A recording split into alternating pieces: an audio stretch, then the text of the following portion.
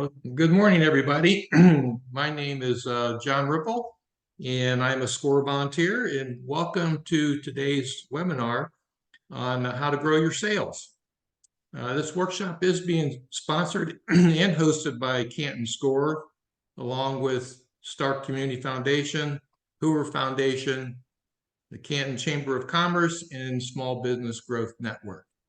And then for those people who are not familiar with SCORE, we are a nonprofit, and we've been around since 1964, and are a resource partner with the Small Business Administration, commonly known as SBA. Our mission is to help small business survive through mentoring and education. We have over 250 chapters across the United States with over 11,000 volunteers. Our Canton chapter has over 40 volunteers that are made up of both retired individuals as well as people that are still working. And we have a good cross-sectional slice of expertise that we can handle most any challenges that a small business may have. We offer counseling that is free of charge and is confidential for both for-profit and nonprofit businesses.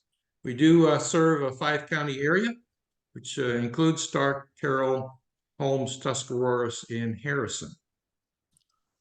If you go to the next slide, our contact information is there on your screen. A couple housekeeping items before we get started. If you do have any questions throughout the webinar, feel free to ask them, but we ask that you type in your question in the Q&A tab at the bottom of your screen. During the presentation, the presenter may ask you questions and request a response from you. If he does do that, we ask that you respond to his questions in the chat field. That will help us segregate between questions and responses. This webinar is being recorded. You will be provided a link to this webinar, this recording. The link will direct you to our SCORE website. And once you get into the SCORE website, there'll be a tab at the top of the page that's titled Workshops.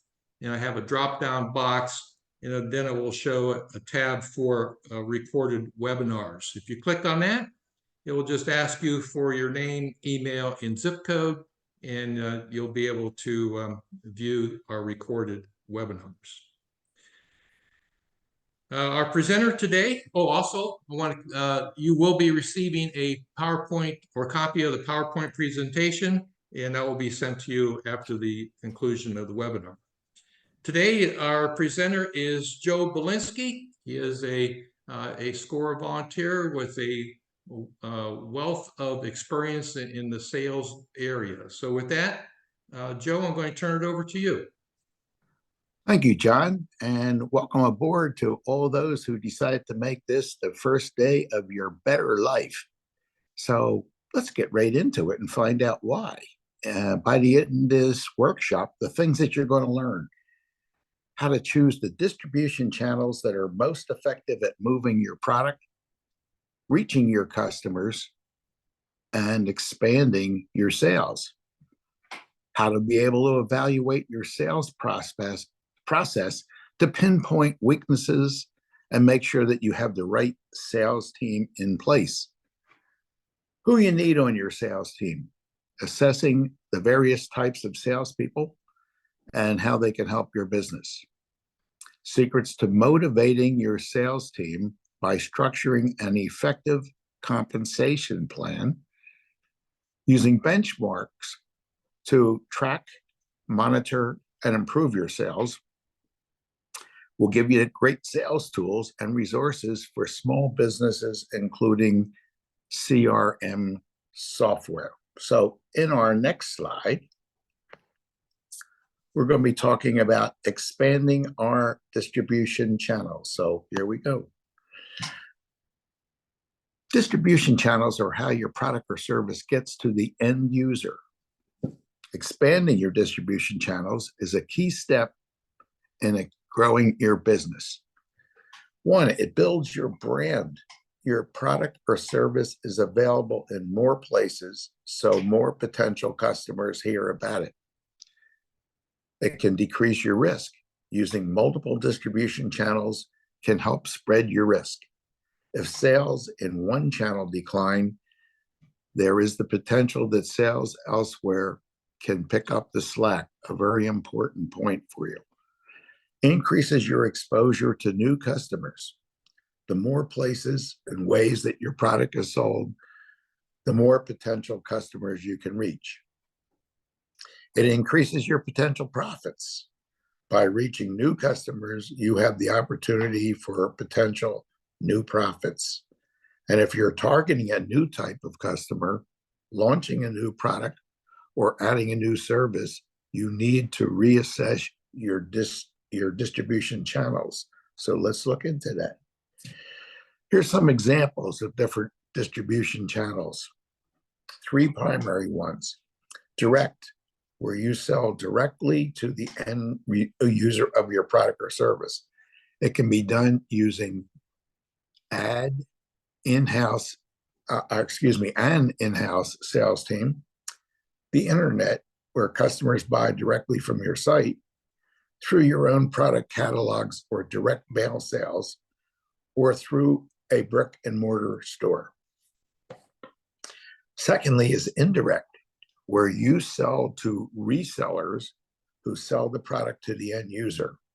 This can include wholesalers, distributors, or dealers.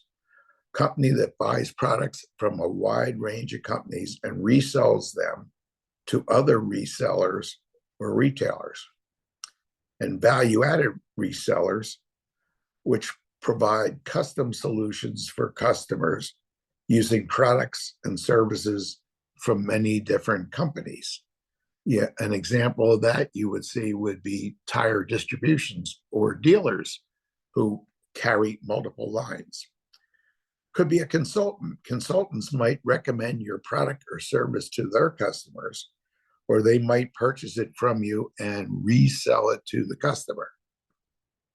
Retailers buy your products and resell it to the end users by way of a store, website, or catalog. Or affiliates. They sell your product or service through their websites and receive a percentage of sales in return for facilitating the sale, which might be the easiest and fastest way for you to be able to make additional products. Manufacturers' representatives. They're salespeople who sell products from a range of different manufacturers to customers in a different specific industry or region. And then there's the multi-channel or hybrid, which is a multi-channel that uses more than one distribution channel. While this can increase your sales, it can also end up cannibalizing sales if you're not careful. For instance, if customers are able to get your product or service cheaper in one channel than in another, sales via the more costly channel will suffer. So let's look next. Some examples of distribution channels we're going to look at.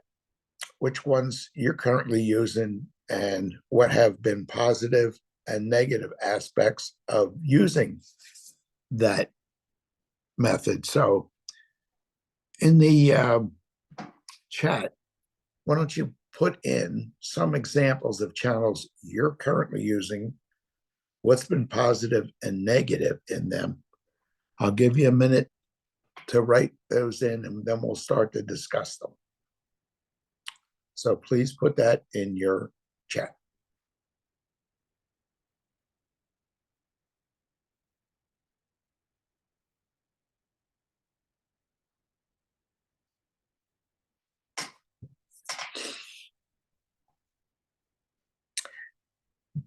And John, if you'll be so kind as they put them in there to let us know what some of these are. Absolutely, Joe.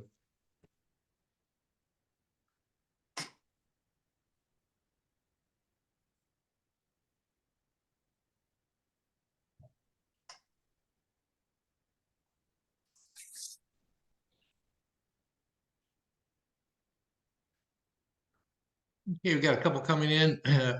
Chanel says referral program. Beth says internet through company website and social media. Rogers bus stop shelter signs, good for his business. That's Table different. table placements were a no hit for me. Chris says general contractors plus little marketing minus slow pay. Stephanie says social media, wholesales, marketing, online. And Roger Griffin says recently joined BNI. Right. Don't know what that is. So maybe you can Business explain. Business Network International. Okay, gotcha.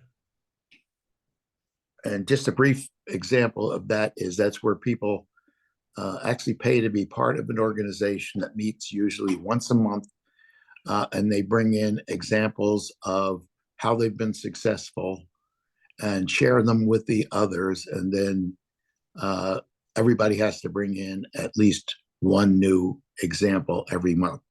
Okay, that's all the responses right now, Joe. Okay, thank you. Joe, Thank you for those of you Joe, who that did. that BNI, do they need to have like they're kind of they all have something in common. They're all in the same business, right? Is Well, that how that works? actually not. They restrict it to only one of each kind of business within a working area. So it makes it very exclusive that way. Mm-hmm. In other words, you couldn't have two insurance companies in a neighborhood, but BNI is very pervasive. They're almost like bacteria anymore. Right, right. And they provide referral information for if needed, if a topic comes up, right? Right, right. No. Okay, so it is mutual sharing of businesses within a small area, and it has been very successful for many years. And I know people in our area who have been in it for at least the last 10 years and continue to because it's been so valuable for them. So you can look up BNI, very good example. Thanks for somebody popping that in there. And I think we'll get into our next slide. Okay, how can we expand those distribution channels? Well, what are the different choices? As you assess them, you consider what are your customers' needs and how have they changed recently, because that's a constant anymore. How could your product and service meet those needs? Who's my ideal customer? That's an important one. Not everybody looks at it that way. And how can we find more of those ideal customers? See what the next slide says. Okay. Customer needs influence distribution. Okay. For instance, the key factor to consider is customer convenience and routine.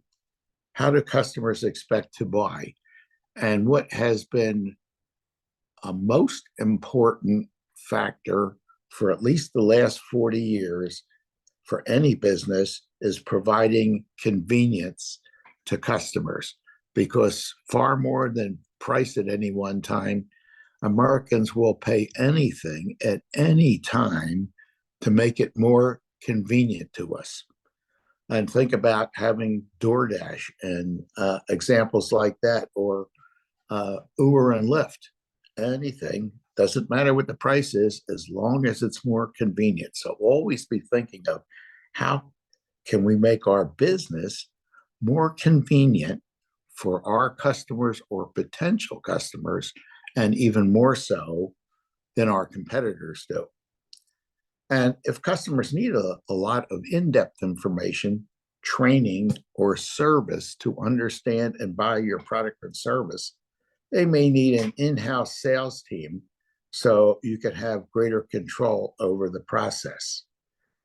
If the buying process is simple and doesn't require a lot of hand-holding or interaction, your product might be suited to online distribution, retail sales, or catalog sales.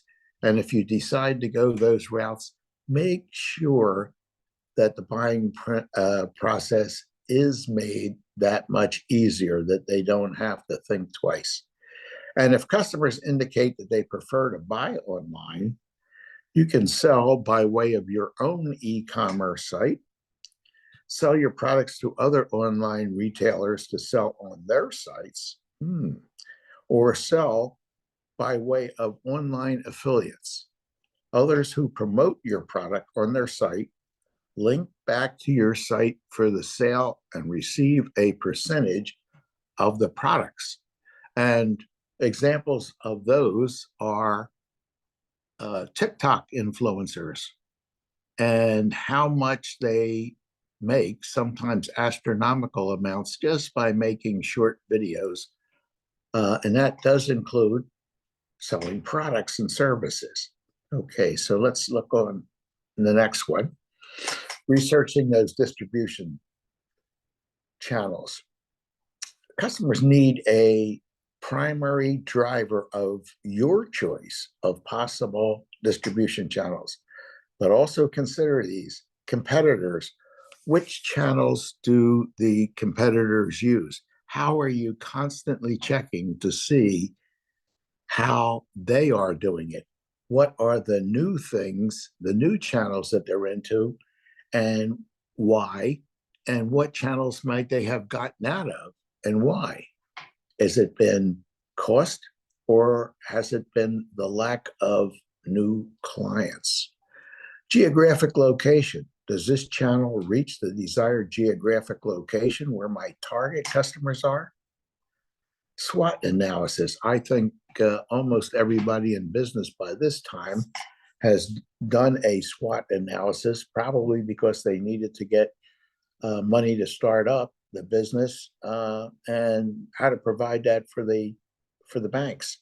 But how many of you have done a update on that, not just for yours, but also for your competitors? Very valuable tool. Barriers to entry. What are the barriers to entry for each distribution channel, which could include cost, competitors, time to establish a foothold, etc. The cost. What's the cost of each distribution channel, and how will this affect your cash flow? Can the cost be passed on to customers in the form of price increases, or must it be absorbed? And we see this every day ever since COVID came in, that costs have been constantly passed on in most fields, and that continues, including prices to hire people, even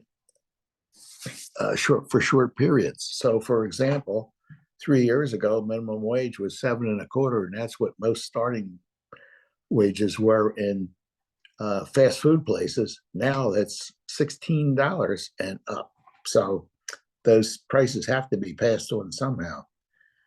How will this using a particular channel affect your pricing? And in turn, how will that affect your profit margins?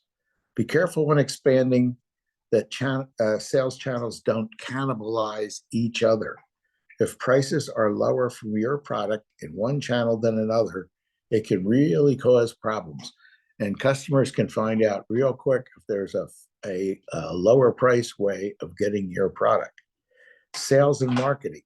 What are the costs, both in money and time and manpower, for the sales and marketing efforts required for each channel? And if your product is currently sold only in independent stores, expanding to a mass market retailer like Walmart could create a conflict with the smaller stores. And going back to 50 years, that's exactly what happened when Walmart started moving into small areas, and they cannibalized all the local business people and eventually absorbed them all into their own realm. It could also affect your brand image. Consider potential conflicts and weigh the benefits of entering a new channel against the potential cost. So let's look on a little bit more. Hey, Joe, got a quick, Yes, got a quick question here. Sure. It relates to the previous slide, and you know, can you recommend your own products in an affiliate like TikTok? It's a question, and does that work? Can you repeat that one again, please? Can you recommend your own products in an affiliate like TikTok? And does that work? Well, the answer to that is absolutely. And that's how so many influencers make their monies or make money for their clients these days. So, yes. And it's easy enough to find out who the influencers are. Often people who really didn't have anything to do with the business.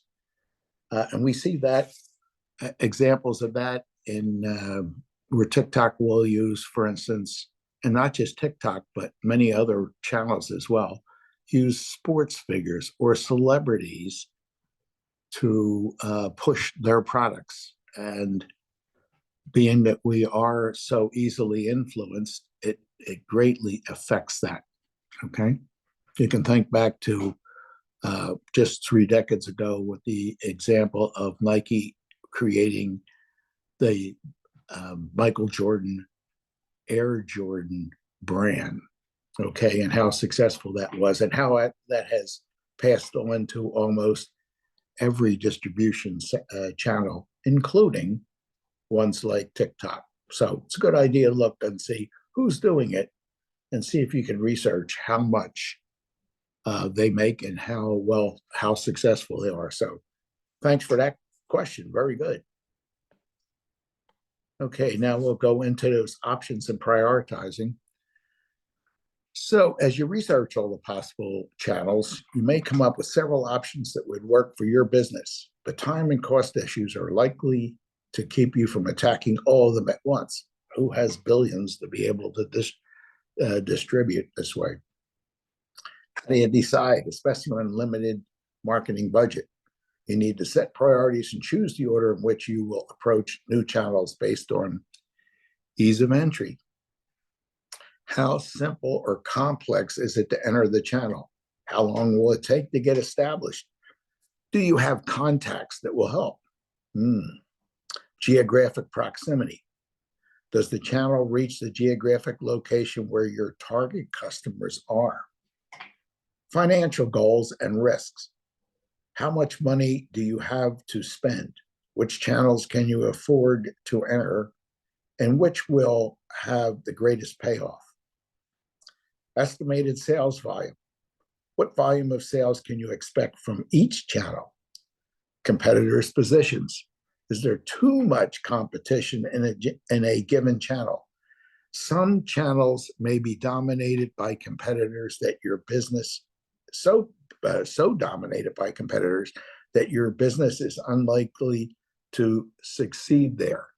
And a recommendation rate there for anybody who's trying to get into a market that's totally saturated by competitors, it would be worthwhile for you to purchase and use a book that's called Blue Ocean Strategy Revisited. Management experience. How much experience do you have with each type of channel? And if you don't, how are you going to get the experience? Staffing capabilities. Do you have the appropriate team in place to handle a new channel? Okay. So I think you can already see with this few slides that we've been through, you could use these as checklists for you to go back and see, oh, if I'm going to try this out, have I done this? Have I done this? Have I done this? And you'll be able to do that on a regular basis. So to help you out with this, you'll notice that there is a worksheet that's included in this that you'll be able to go back and use later on, where you can assess your options and prioritize everything that we're keeping in store for you right here. So that's a good idea for you to be able to go back and look at this, including the SWOT analysis.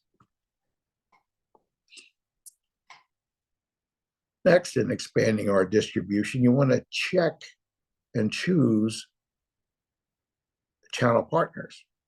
They're the people and companies that help you move your product or service through the different channels.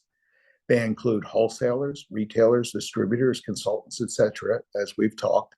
Choosing the right channel partner saves you time and money, and you can gain from the knowledge, experience, or contacts of the partner. You may already have some channel partners in mind, and maybe that was a deciding factor in your choice of channels.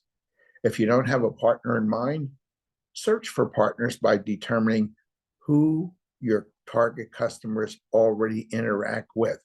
Where do they shop? Who do they buy from? What websites do they visit? They're natural partners for your business. And how are you going to find out where your customers are doing their shopping? Ask them. If it means that they come into a store, ask each of them, where do you currently shop? If it's online, on a phone, however it is, however you deal with your clients, ask them constantly, where do they shop and where do they find that it's successful and easy for them? Keeping in mind always that the most important thing for every consumer in America is convenience. Approaching a channel partner is just like making a sale. You need to be able to sell the partner on the benefits of the relationship and why establishing a partnership is worthwhile. And that means you have to know and constantly be apprised of what are the real gains that a client has from dealing with you, especially over competitors. To be able to set goals, including performance expectations and how the customer will report sales. Train the partner if necessary so they have adequate knowledge of your product or service to handle their role. Nothing could be more disastrous than signing up with somebody to sell your product and not letting them know how it works and what happens in case of problems, et cetera, because they're probably only going to put you down. Provide sales and marketing materials as needed to help the channel partner sell and or give them ways of being able to get to those resources as quickly as possible. Now, you can also have partner conflicts, especially when adding new partners. Be sensitive to existing partners.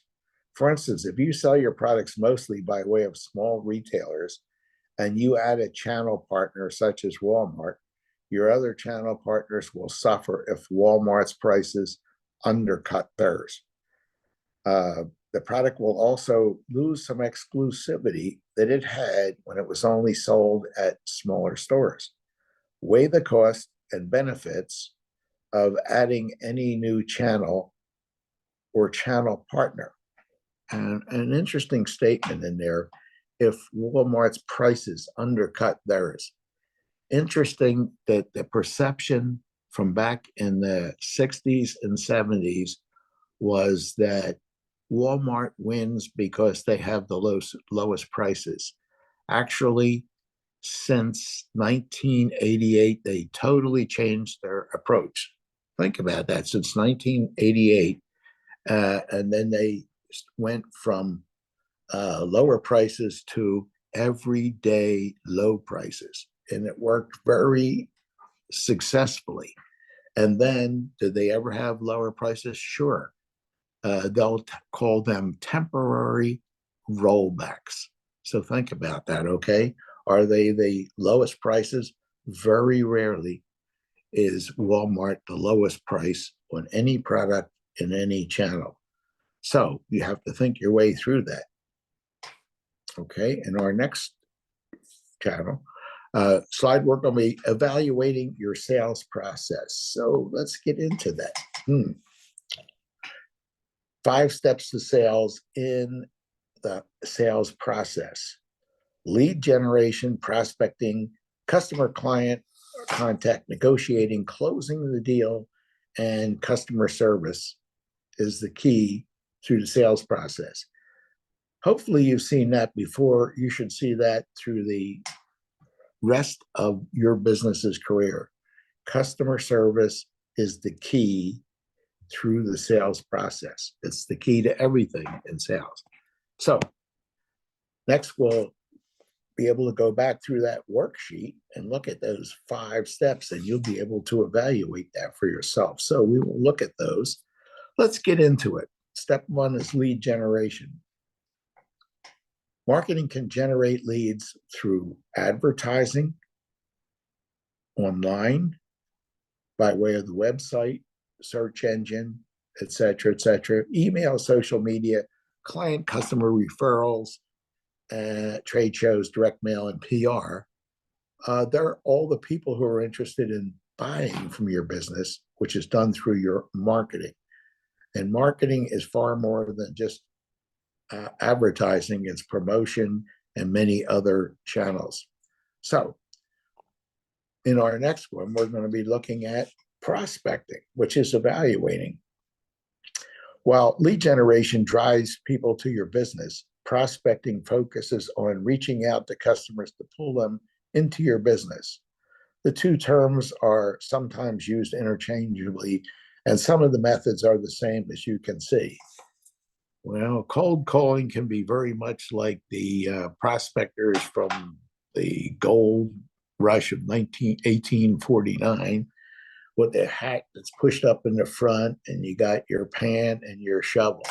Well, it can still be effective in B2B sales.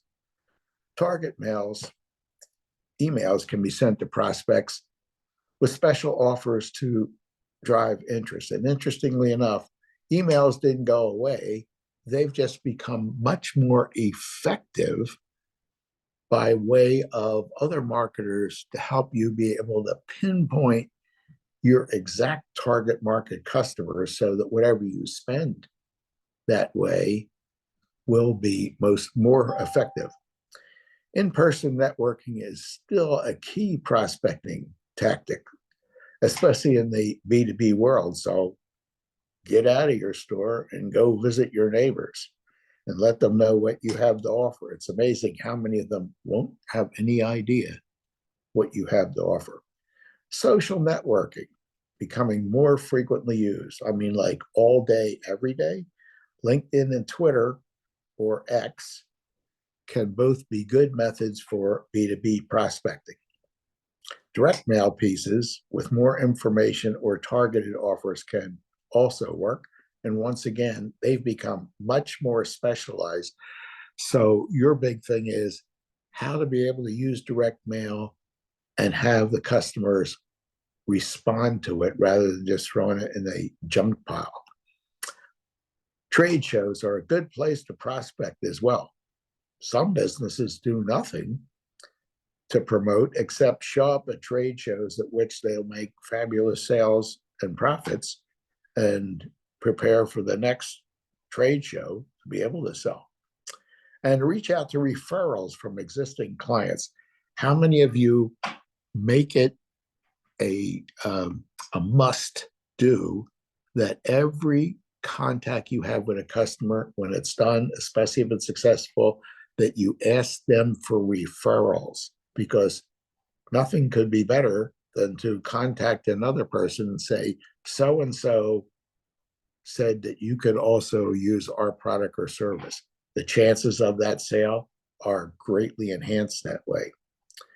In prospecting, you're looking to qualify leads. That is to determine if these people truly have the interest, inclination, and can afford to buy your product or service. A key part of prospecting is seeking quality above quantity. It's better to have a few well-qualified leads than hundreds of leads that don't fit your needs and only wind up taking you and your salespeople to spend time and money that goes nowhere. If we can, let's take a minute right here and let me ask you, what are some prospecting methods that use? Any of them that are not listed here?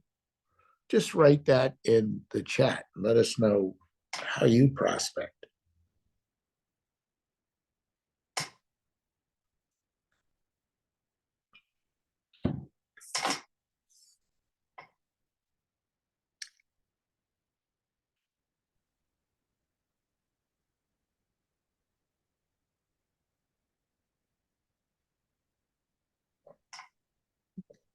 Joe, nothing's coming up yet. Oh, Nothing yet. you know Okay, what? we'll give you another 30 seconds here. Okay. One from Dan says, in-app messaging. In-app messaging. They use app messaging, basically. That's even difficult to say it real fast, but Yes. very, but very effective. Yes. I mean, more and more businesses are telling you this: download our app and look in there because you'll get far more deals, discounts, etc., in the app than just by reading about it. So yes, Right. that's This is very interesting, I think, as well. You see this more and more, where Roger actually puts a wrap on his vehicle, advertising his business. absolutely, that is one of the least expensive, most effective ways to be able to promote your business. I know right in my own neighborhood is a real estate broker who has 5 trucks that he parks out in front of his office. I've never seen any of them move, but they all have different messages about his business. Pay for the wrap once, and it just constantly selling for itself. So yeah, thank you for that one. That is very, very effective. And Brett responded saying that that his business, they do cold calls, emails, and visit in person. And he indicates that we have more success with in-person visiting rather than calls and emails. Yeah, and especially when you can go into your own neighborhood and do that. You may find that, and I'm serious on this one, that if you were to go into your neighborhood stores, knock on the door, or it could be others within your own office that sell different things. Knock on the door, just tell them who you are, ask how you might be able to solve some of their problems with your products or services, leave them your brochures and get back, because you'll find that the great majority don't know that you exist. And there's nothing better than that one-on-one. So thanks a lot for Brent. That's all we got for now, Joe. Okay, thanks. Let's move on. And we're going to get into the contact. If your initial contact with the prospect, your goal is to qualify them, if you haven't already done, by asking key questions. The most important part of the sales process for those who are most successful is the questioning part. You should be able to research direct and indirect questions and be able to use both in your approach. It's been found many times that those who ask the most questions are those who are able to close the most sales. The ones who ask the fewest questions to find out customers' needs are almost always the least successful. And many newbies will say, well, I don't have time. I don't have time. Yes, you do have time. And the most successful salespeople will show you that you can easily ask 25 to 30 questions in a 3-minute span, and get down to the specifics of what are the problems that the customer is experiencing and what are the specific benefits that they want, so that when you make your recommendation, it's geared into solving their problems as they told you. And but one of the other things we'll talk about later on is objections. And in this stage, the experienced and successful salesperson is the one who eliminates all objections in advance by realizing what the customer is liable to object to, and in the questioning and the recommendations, handle those things directly. And then by the time you get down into closing the sale, you've eliminated all of those objections, and the customer can't complain because they said, this is what I need. Okay, so whether the initial contact is by phone or email, the goal is to set up an in-person meeting. It might be informational in nature to find out more about what the customer needs, but it's going to give you an opportunity to ask questions face to face, and nothing is more successful. So let's go on to step 4, negotiating. Well, it's important that you know your goals and their goals. What's the ultimate objective? What would be the difference between the nice to have and what is not negotiable? This is why it's so important to ask question. Determine the customer needs. What excites them? What keeps them up at night worrying about problems? Be prepared. These days, it's simple to research the client or prospect's needs and get an idea of what you can expect. You may even be able to get information from current or past vendors. Knowledge is the most important thing. So the experienced salesperson has that knowledge and is constantly seeking new knowledge so that they can find out the specifics of how they're going to help this customer.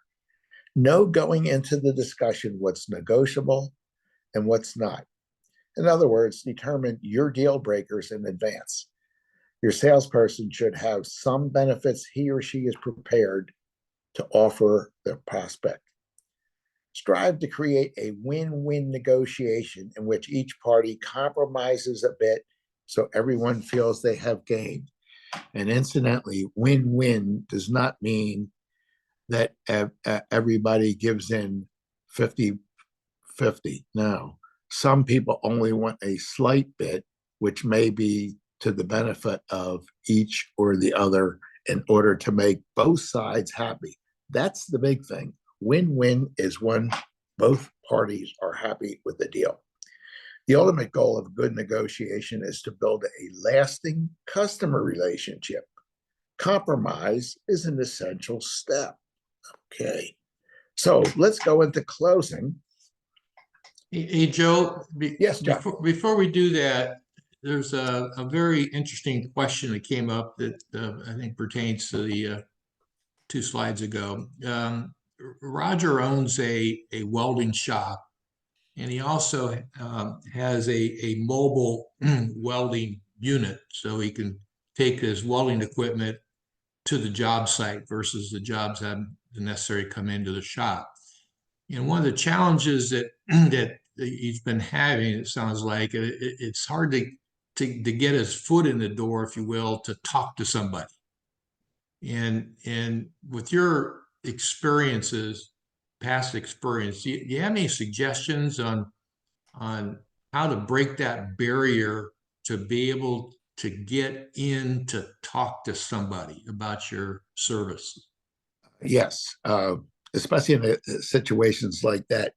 If you research that client that you want to go into, a great way of doing that is to prepare a letter, or it could even be a postcard saying, introducing yourself and saying that you have ways that you'd like to discuss of being able to save them more money or make them more profits by discussing what you can do with your mobile welding truck. And send that out in advance. And they should have one there and saying, I'll be contacting you in about a week in person to see exactly how I can help. That way, it's not a total surprise and a lot less likely to have the prospect blow you off by saying, no, I don't have time. So you've already asked permission in advance. You could also say on there, if I can help you sooner, call me right now. And that will make it far easier so that when you walk in, you say, hey, I'm Roger. I'm the one that sent you the card saying I'm coming in to see how I can help you save money or make more money. Can we discuss that right now?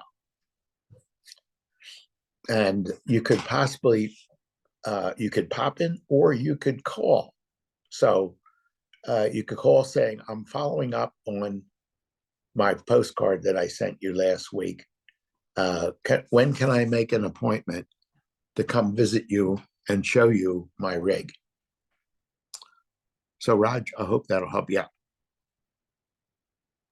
Yeah, thanks, Joe. I'm sure it will. Thank you, John, or Roger and John. Okay, so we're back into closing. Good salesperson may have literally dozens of tactics for closing the sale. In essence, at the time you're asking the questions, if you're asking the correct questions, you're actually closing the sale right there, even though you have other steps to go by, because you're getting at the source of the pain for that client. Okay. And the more you know about the pain they're suffering, and they might even not even be thinking of it as pain, but the deeper you get into it with follow-up questions, the more you've locked it in. So by the time you get to the closing stage, it's already been handled. Takes a lot of practice, takes a lot of questions. So here's some of the common problems in closings and ways to deal with them.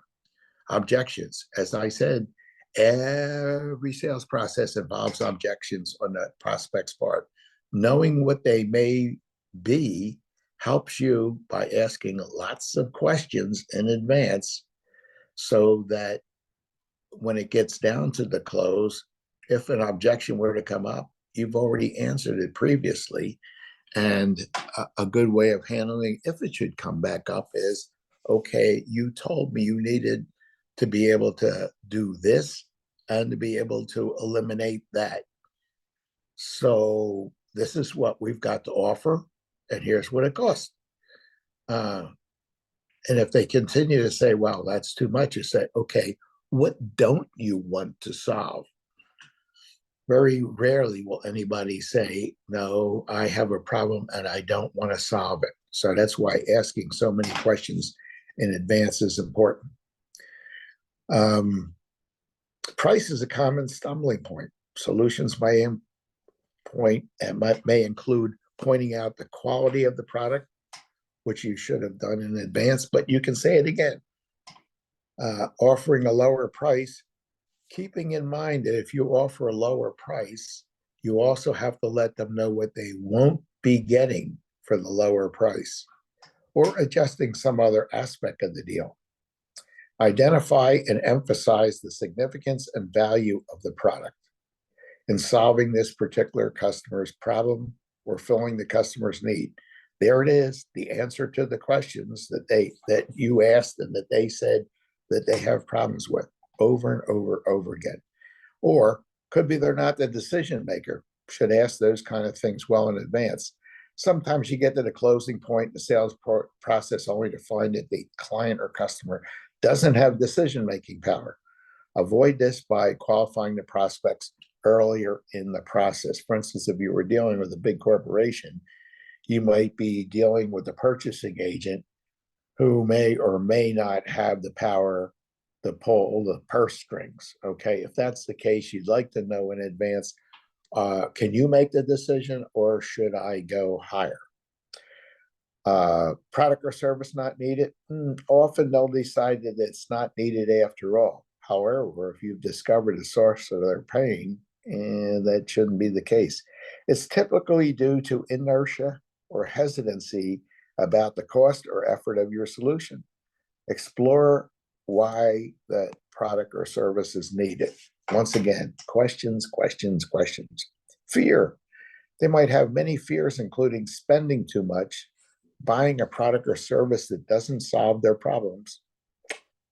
Once again, there's the questions, or looking bad in front of coworkers or bosses. Use your empathy to uncover the fears that are blocking the decision and address them. Timing. Budget cuts or changes in plan may be an issue for clients. Knowing when timing is truly wrong and end the closing efforts, but follow up with the relationship to see if you can serve the prospect in the future If they truly can't handle it right now, say, when in the near future do you think that you're going to need this? 3 months from now, 6 months from now, a year from now? Take that answer and put it into your tickle file or your calendar for that part of the future that you can follow up. You'll be amazed at how many times people say, oh, yeah, I didn't need it then, but I do need it now. So follow up is very important. And once again, since you've heard me talk over and over again about the importance of questions, open-ended questions, closed-ended questions, research all you can on them, and then practice making it up. And when you do, you want to intermix those two. So any questions on what we've done so far?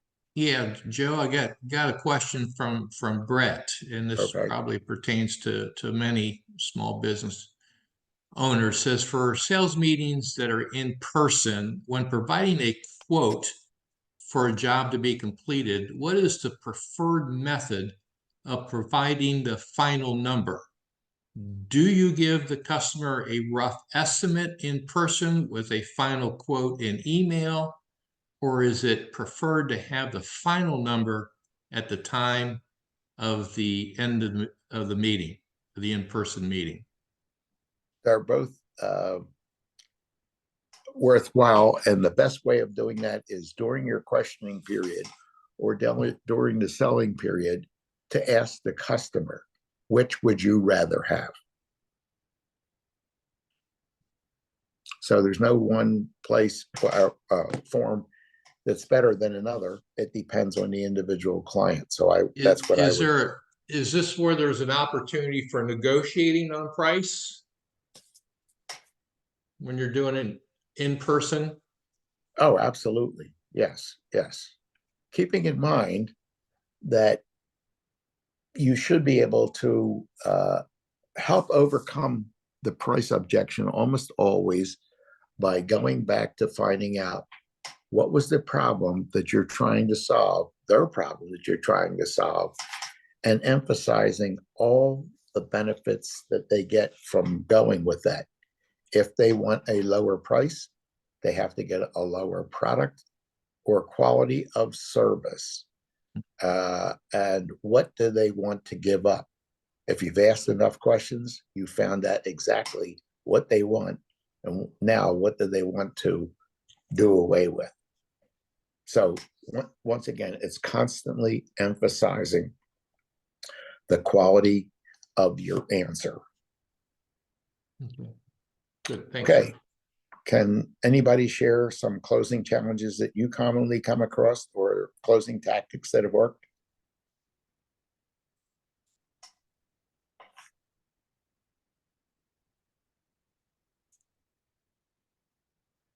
That was certainly one right there from Brett.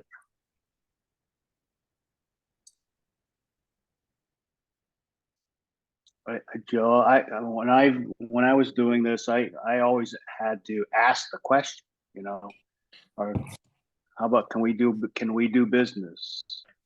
You know what I mean? Ask the question.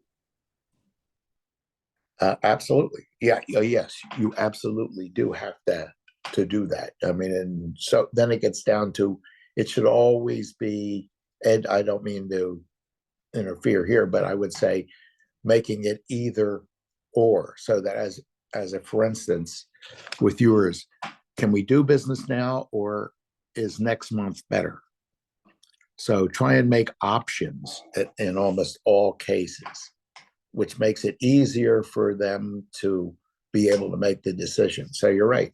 Can we do business? Not today. When can we? Okay, thanks, Ed. Any other challenges, John? Any other closing tactics that people talk about? Yeah, one just came up.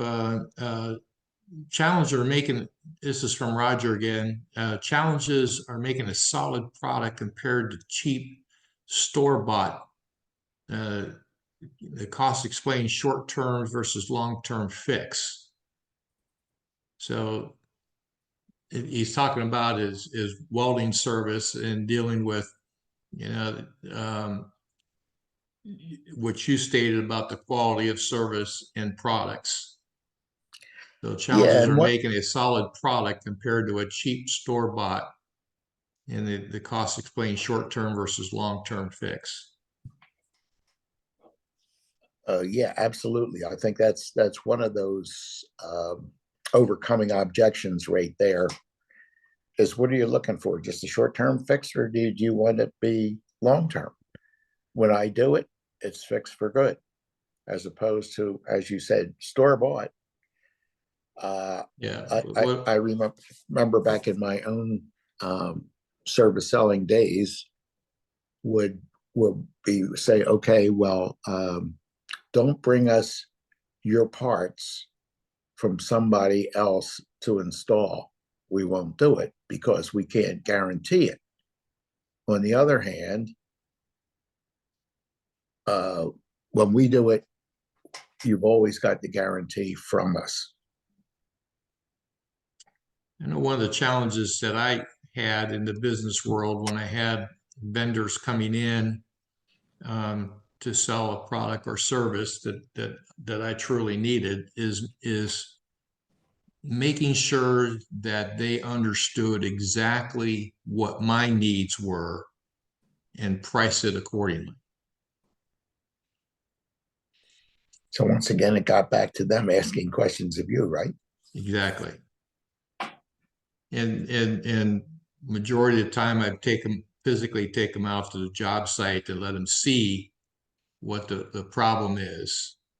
And the worst thing one of the things that always frustrated me is when they would come back with a price and it didn't include everything that I really needed. So it looked like it was a low price, which looked favorable, but at the bottom line, it wouldn't necessarily fix the problem. Absolutely. I mean, and that once again goes back to what my personal experience was. In almost all cases, I could recommend top of the line product to a customer, even if they had, for instance, a vehicle that looked like it couldn't make it for too long, was the fact for all the different benefits that it could give and over a longer period of time, and how you might not have to replace this superior product either for a long time or ever, as opposed to when you go cheap, what you get is cheap and you constantly have to replace it or fix it. And the lost manpower time, et cetera, for going cheap always winds up as the loser in the long run, including for you if you accept making that decision to let the customer have the cheap. Yeah, Chanel came back with an interesting comment that says trust is what sells for Chanel, and it says once I convince them, the customer, that I won't be if they won't be scammed or left with no communication, I'm always able to close the deal. And then That's absolutely excellent, because it got down to that, because people are, I mean, every day we hear more and more about getting scammed, and it usually refers to what looked like a good deal, but there's always a catch in there somewhere. And because of that, all of us are more leery today of being scammed. And so, to your point there, it is good to reassure them. I hope that's what you were talking about. Reassure them of what you have to offer and staying in contact with them to make sure that they are satisfied. Because you won't find that with the scammers. I hope that was the answer you were looking for. Yeah. You know, and another thing is doing business with someone local. I think I know from a score standpoint, we had two possible presenters for a workshop. One was in Florida, and one was in the northeastern Ohio area, and we chose the one locally. I mean, so if there's a problem, they can visit you, they can, you can have a better relationship face to face with someone that's local than someone that's in Florida.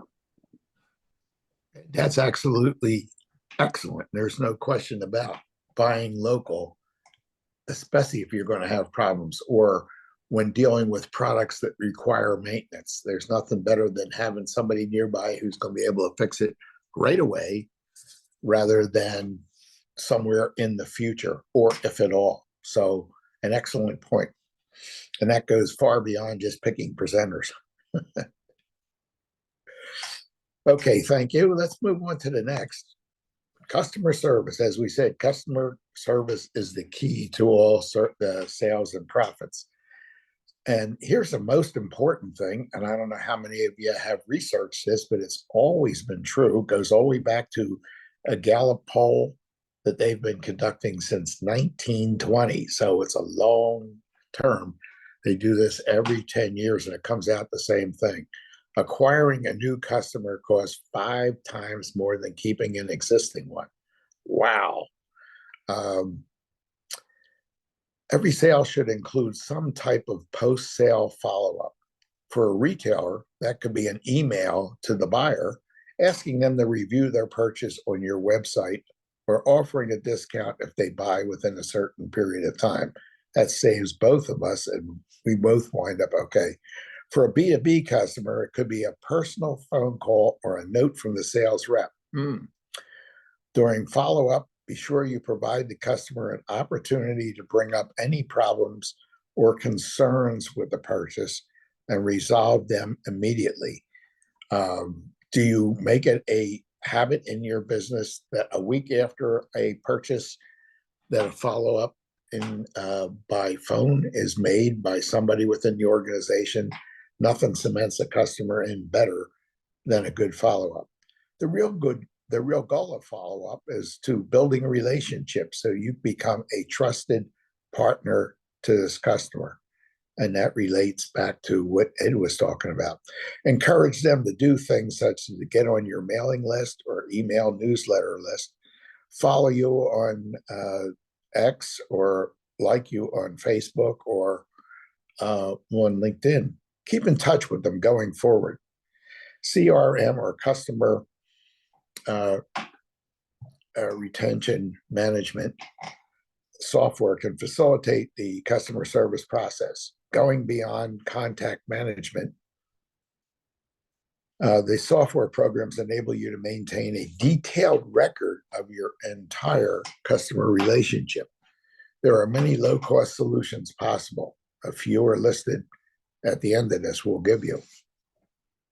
Once you know the customer is satisfied with the purchase, ask them for referrals or to other prospects. These can be used to generate new leads, continuing the sales cycle. Follow-up is also a great time to suggest additional products or services that complement what the customer has already bought from you.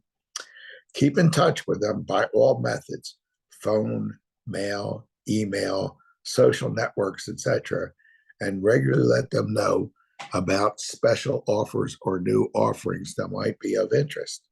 Stay in touch with customers and make contact periodically.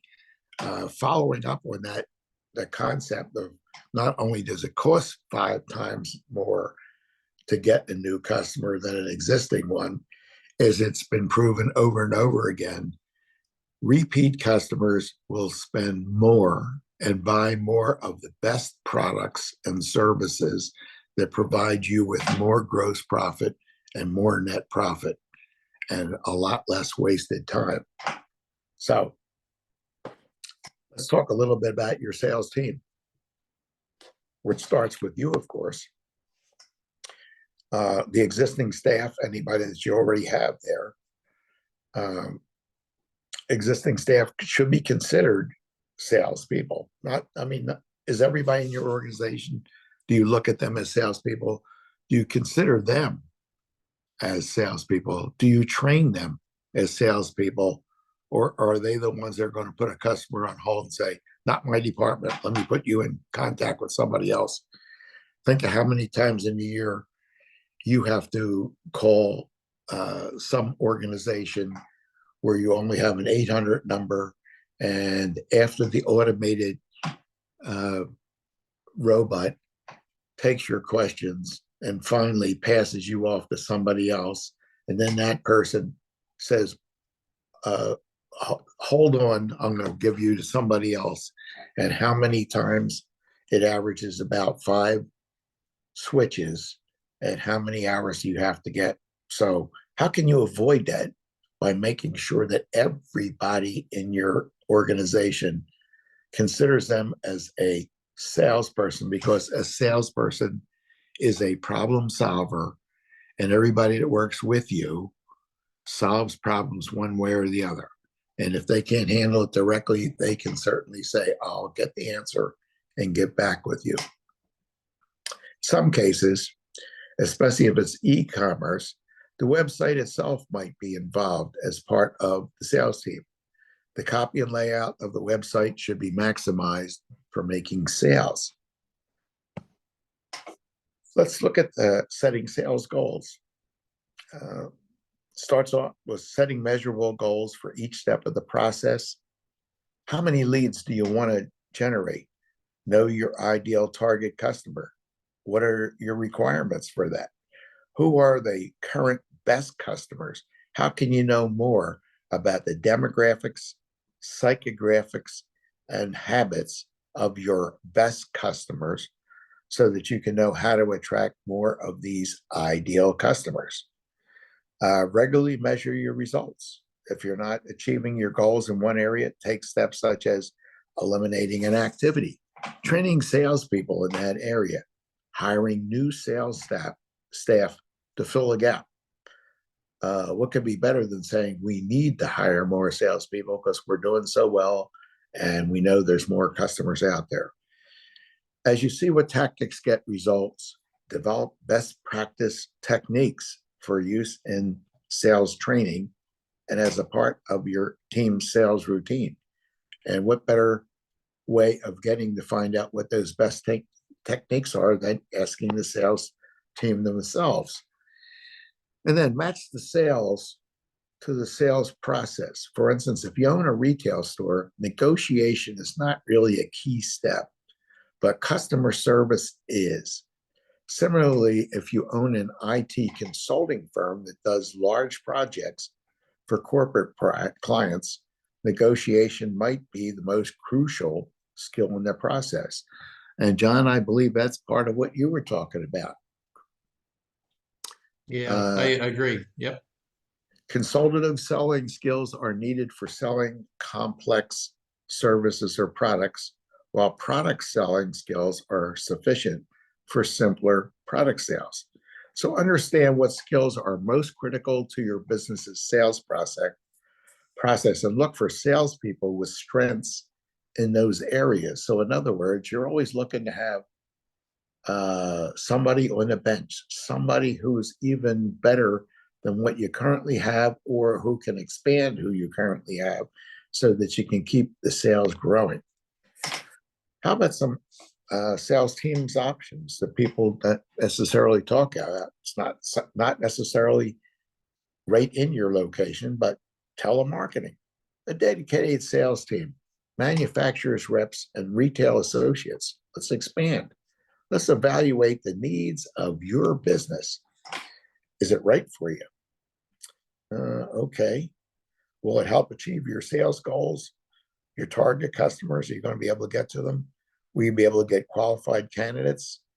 Does it fit my budget? Well, what does that mean? And this changes, but typically a marketing budget would be anywhere from 3 to 10% after 1 to 3 years of being in business. And you can research these things.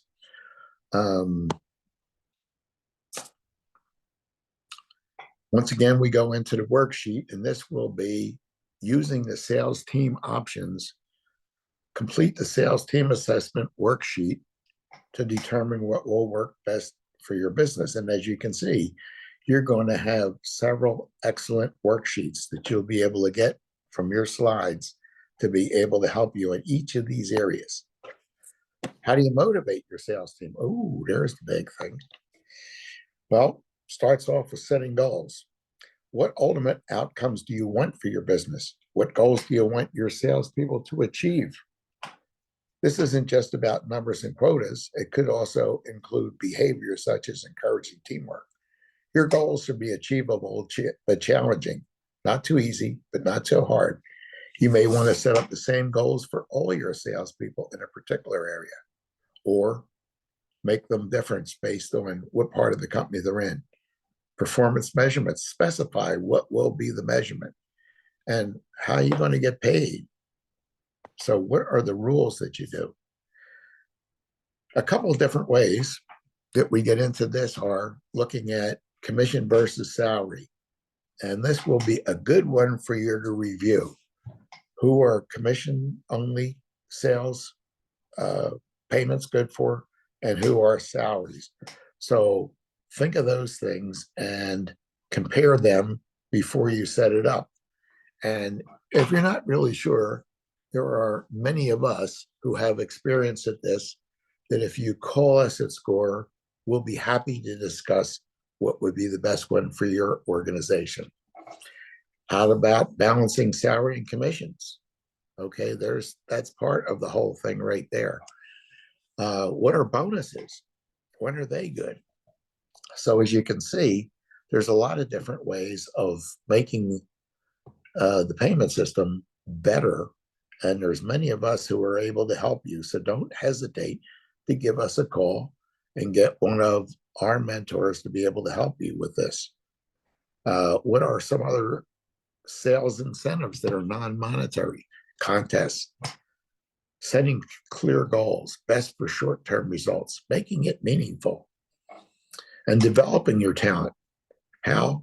Training and education. A lot of different ways of doing that, including all the many webinars and seminars that are provided by SCORE. So make sure you check into your local SCORE.org organization, in our case, Canton, and find out what are all the different webinars that are set up in sessions like this. If you get on live, you can ask questions and you can make answers. If not, you register, you can still get the slides and all the information to help you in that particular area, and then get back and get one of us as a mentor. You want to be able to benchmark your sales, which means comparing how do you do versus the process. So you're looking at your past history. Are you doing better? How about the competition? How are they doing? How about your industry? Different ways of being able to do it is to look at it and say, are we up to the average of our industry, or is our goal to be better than anybody else in the industry? And incidentally, you'll want to stay on board for one of our near future webinars, which is how to make use of your local library. It's incredible what they can do to help you with resources to start, build, and grow your business, including benchmarking by talking about showing you how to go to your industry and getting all the statistics. So the different steps to benchmarking: determine the process, gather the data, assess the data, adjust your process goals, and then using technology. As we said, customer relationship management. There are several different ways of doing this out there, and we'll be providing this at the end. It'll talk about the differences from contact management, history of the interaction, sharing information, creating reports and forecasts, spot the trends, time management, consistent sales process. And the bigger your business grows, the more you need CRM. So here's some of the helpful resources that you'll have for that. And of course, this grows, but there's a lot of good CRM software out there. Make sure you look this over and see which of these would be best for you. And there's different sales organizations. They'll be able to help you an awful lot too. So you got a ton of information here to be able to help grow at the rate that you want? Is it slow but sure, or do you want to rapidly run up your sales? What are the different distribution channels that we talked about? And the next steps would be finish the sales process assessments that we gave you. Contact www.score.org for more information for other SCORE resources. And we will ask that you follow and the follow-up rate here with a questionnaire about how helpful is this for you. So thank you for that. And from me and John and Ed and our entire organization, I can only say good luck, and we will take any other questions that you have right now. We still have almost 15 minutes, so I look forward. Please tell us. And thank you for all your contributions during the seminar. Yeah, if anyone has any additional questions Or comments. or comments, yes. Put them in the chat or Q&A. And as I usually do after 30 seconds and nothing, I will go back and ask, well, if you were to have a question, what would it be? And that always gets a response.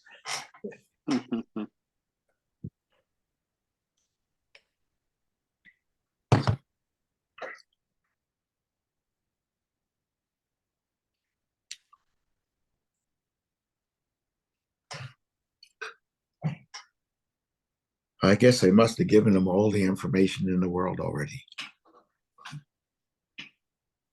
And that's never the case, because by tomorrow there's more information out there.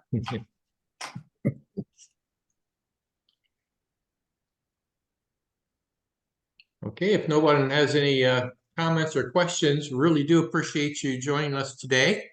As a reminder, you will be receiving a copy of the PowerPoint presentation. If you would like to reach out to SCORE for additional help or mentoring, the contact information is there. You will also receive a link to this recorded webinar, and that will take you to the SCORE website, and you can click on workshops and then click on recorded webinars, and you'll be able to see this webinar and be able to view it again. So I see one comment come up. I'm not in retail. I provide a service.